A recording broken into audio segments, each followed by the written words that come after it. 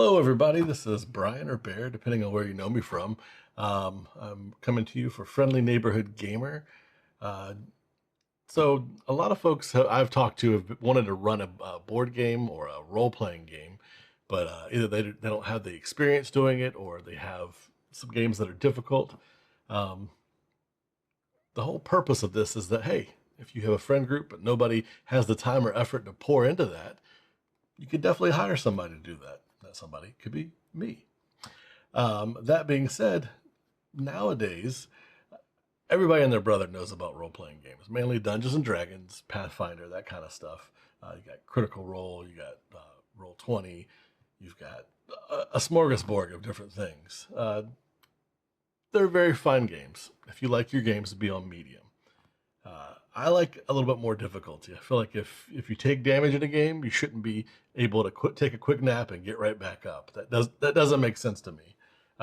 With that in mind, tonight we're going to be talking about games that are a little more difficult, things that would be easier for somebody else that's a little more experienced to run. The first one on our schedule tonight is Mork Borg.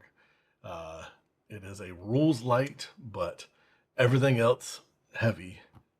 Age 16 plus. I literally saw this book when I was walking through a con over last summer, and was like, "What in the hell is that?" And the art is what drew me in. The whole premise of the game is that you're in a world that's dying. There's these two-headed basilisks that have given a prophecy that the world is going to end, and it's like, what are your characters going to do with the time that's left? Are they going to yell into the storm and try to stop the darkness from coming, or are they going to just be complete assholes and rob people, do all kinds of horrible things? Again, this is a game for adults, 16 plus. But the thing that drew me in was the art style. It's just completely different. And the actual the book itself is like a fever dream that somebody tried to put rules to. And I think it's amazing. Creating your characters is randomized, or you can choose one of the pre-made character classes in the game. Literally, this is the different weapons. It's just a very interesting way to present this that a lot of role-playing games do not do. I like the fact that it is rules light. You can sit down and learn the game in one session, and then get right to having fun role-playing these characters out and doing what they're doing. Yeah, like I'm just going to flip through the book a little bit, seeing different art styles. It just, to me, is amazing. It is like a piece of work. So I would highly recommend this. I can definitely run it for you guys. I'll put the link for the Amazon if you wanted to get your own copy below. Moving on. And for our second game of the evening, I bring to you Torchbearer. It is from the Luke Crane family of games.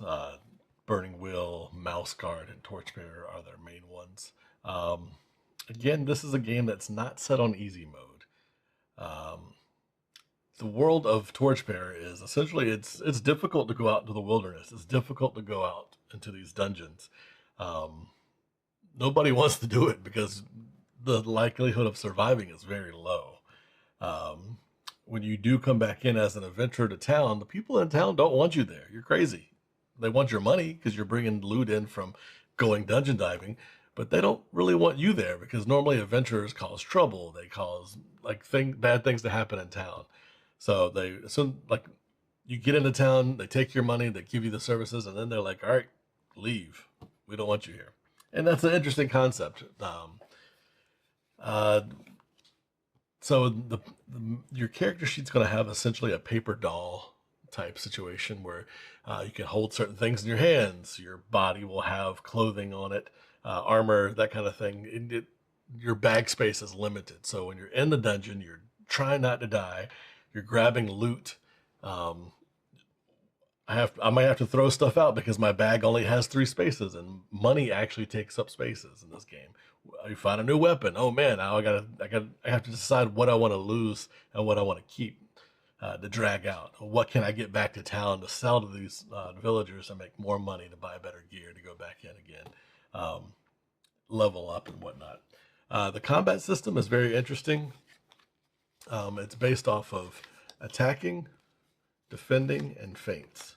So attack beats feint, feint beats defend, and defend beats attack. It's a paper, rock, scissors mechanic with a fourth mechanic of maneuver, shooting bows, that kind of stuff added in, and you get a bonus. You essentially, during a combat situation, would decide what cards you want to put down, and then your opponent would place their 3 cards, not knowing what the other one is, and then we would flip over to show, oh, he's feinting against my defend. Feint beats defend, therefore he would get to attack me, and there's nothing I could do about it. That kind of thing. It's very intuitive as we go. We can keep flipping cards. Maneuver versus attack, and it tells you on these cards or in the book. I have the cards, but I feel like it's a very interesting way to do combat. This is all a D6 system, so you won't be rolling a bunch except for damage or whatnot. It's interesting. Feint beats defend, so I would sneak around and get through his defenses. So interesting. Instead of there being hit points in this game, there are conditions. And as you are going through the game, the longer you stay out, you start off fresh, and then you'll get hungry and thirsty. And they call it the grind because you're slowly getting worse off as you stay out longer. You get exhausted, you can get angry, and certain things can affect you while you're going through the dungeons or the wilderness.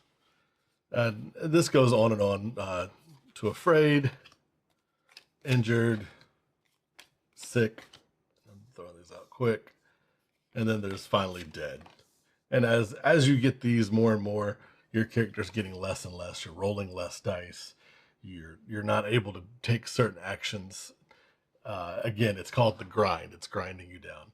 It just, to me, was a very interesting way to represent this versus, oh no, I got stabbed by a knife, take 1d4 damage.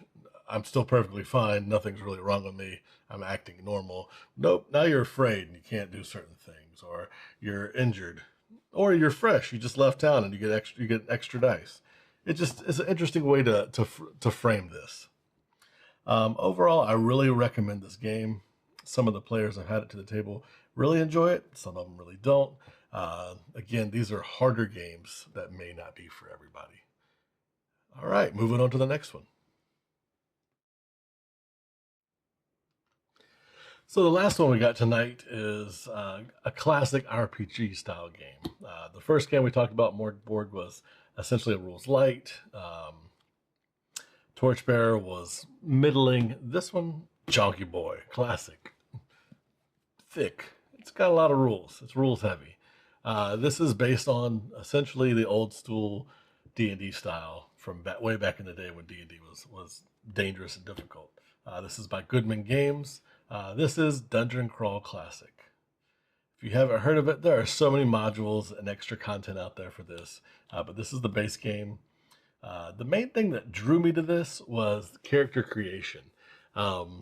Essentially, they call it the funnel, and you get like 5 to 10 characters per player.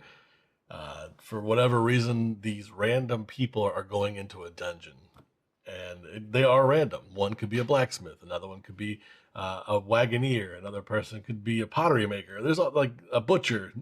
And these people, for whatever reason, are going to the dungeon and just getting slaughtered. And whoever survives, that's who your actual character is.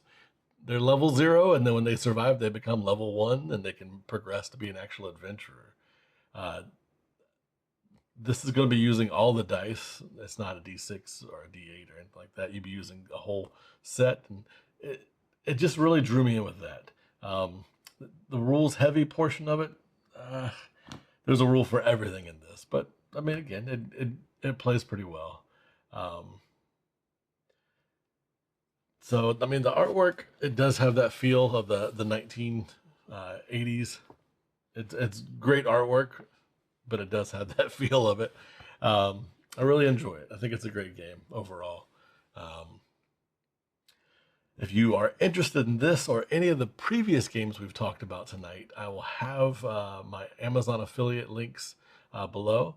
And don't forget that if any of these games are of interest to you, or if maybe there's another game you are interested in, I'm more than glad to run those games for you in your group, have it prepared, and all you got to do is show up and have fun. Um, for extra credit, you guys are more than happy to comment below RP systems, an RP system that you'd like to see covered, or just your favorite one. I look forward to showing you guys next week what we have planned, and look forward to talking to you later.